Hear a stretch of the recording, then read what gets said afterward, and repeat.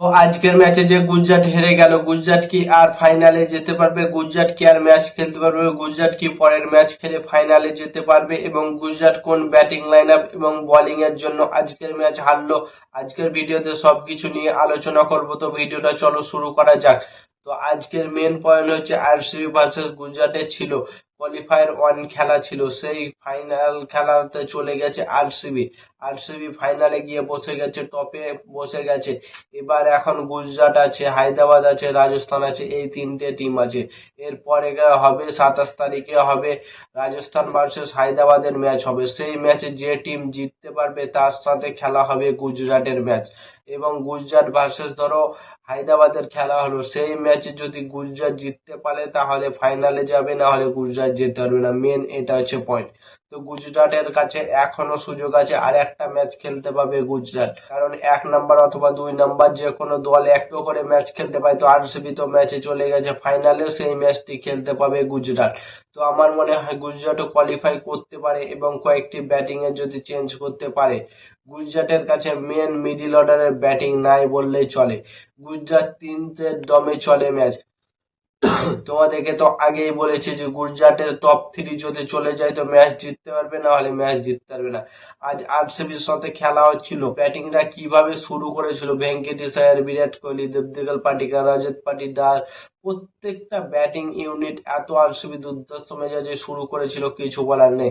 রজত পাটিদার 33 বলে 93 রানের একটা ঝোড়ো ইনিংস খেলে, এবং টিম ডেভিড ভাই কি একটা ইনিংস খেলছিল তারা, ভাবছি আমি অন্য পিচে মনে হচ্ছে তারা ব্যাট করছিল। এবং যেখানে গুজরাটের অত ভয়ঙ্কর বোলিং লাইন আপ, সেই বোলিং লাইন আপকে চুরমাচুর করে দিচ্ছিল, এবং প্রত্যেকটা বলারকে মারছিল আরসিবি ব্যাটার গুলো। তো এই দিক থেকে গুজরাট হেরে গিয়েছে, বোলিং লাইন আপের দিক থেকে হেরে গিয়েছে গুজরাট, নাহলে 254 রান করতে পারে, অতটা সহজ না গুজরাটের বিরুদ্ধে। এত বড় বড় প্লেয়ার আছে, সিরাজ আছে, রাশিদ খান আছে, পাসিদ কৃষ্ণা আছে, অনেক বড় বড় মাপের প্লেয়ার থাকা সত্ত্বেও গুজরাটের বোলিং লাইন আপ এতটা কমজোর হলো কিভাবে? রাবাডা আছে, রাবাডা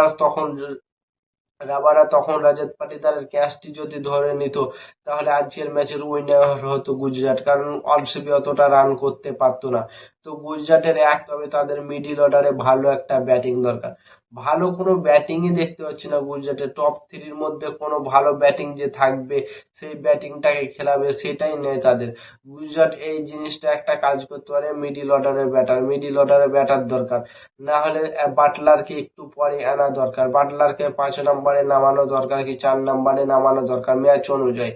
কারণ ধরো সাই সুদর্শন এবং শুভমান গিল প্রথমে আউট হয়ে গেল, এবং বাটলার তারপরে পরে নেমেই সে একটা ঝোড়ো ইনিংস খেলা শুরু করে দিয়েছিল, তখনই তার উইকেটটা পড়ে যায় এবং গুজরাট টিম শেষ হয়ে যায়।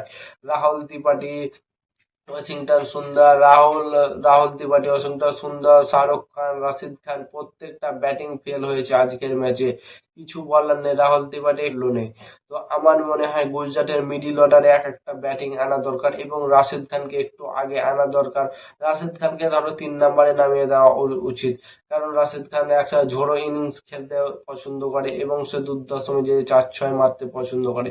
তো তোমাদের মতামত কমেন্ট করে জানাও যে পরের ম্যাচে গুজরাট জিতে কি ফাইনালে যেতে পারবে এবং 2026 আইপিএল এর চ্যাম্পিয়ন হতে পারবে? কমেন্ট করে জানাও। আর নতুন কোনো আইপিএল ভিডিও দেখতে হলে চ্যানেলটাকে সাবস্ক্রাইব এবং ফলো করে দাও।